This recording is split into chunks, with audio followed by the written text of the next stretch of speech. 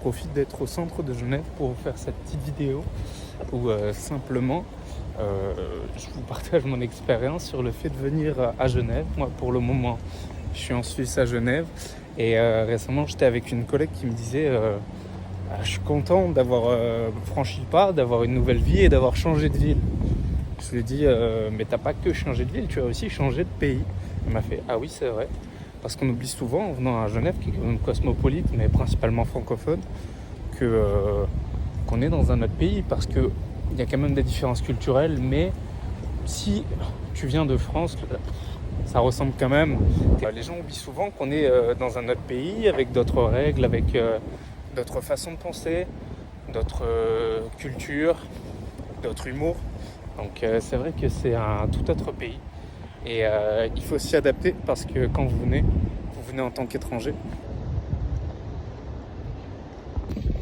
Si je devais avoir un premier conseil à vous donner, c'est déjà de ne pas rester entre vous.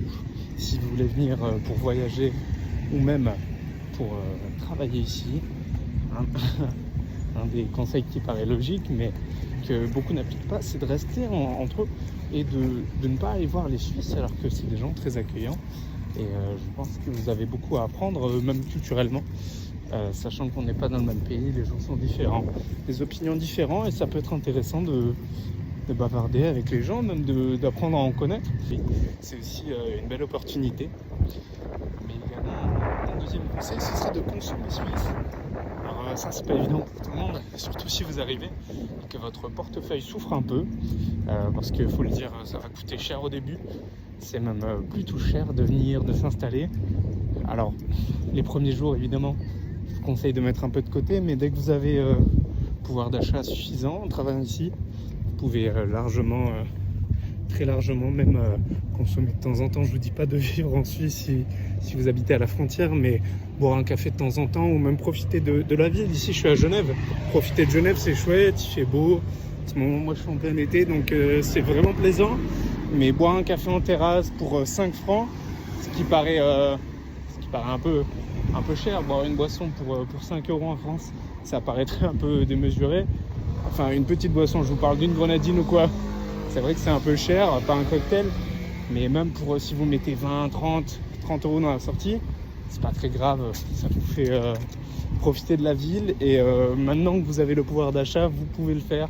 Alors je ne vois pas pourquoi vous vous en priveriez.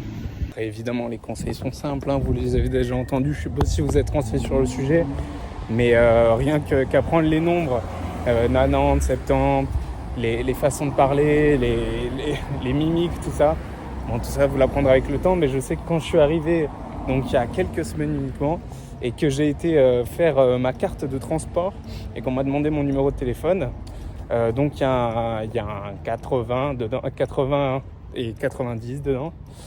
Je vous dirai pas le nombre exact, mais du coup j'ai dit 80, 90. Je me suis fait ruiner. La personne m'a dit mais vous faites mal aux oreilles. C'est vrai, en vrai j'aurais pu faire l'effort, mais sur le moment j'y pensais pas du tout. J'avais pas les nombres en tête. Alors c'est vrai que c'est pas un grand effort, mais rien que s'habituer à parler comme ça, ça peut déjà bien vous intégrer. Puis après, c'est juste une question d'être sympathique. Les Français, c'est vrai qu'on a, tout dépend de quel pays vous venez, mais les Français, on a un peu cette réputation d'avoir un franc-parler, comme je pourrais dire, ou d'être des connards, très simplement. Mais si vous êtes aimable, à part si vous êtes parisien, ça c'est dommage, je pourrais plus rien faire pour vous. Mais si vous parlez très gentiment, de manière aimable, la plupart des gens seront très gentils avec vous. Et je pense que votre aventure va très bien se passer. Et si vous êtes déjà là, je vous souhaite de continuer. Entre-temps, moi, je vous fais des gros bisous. On se voit bientôt. Je vous aime. Ciao.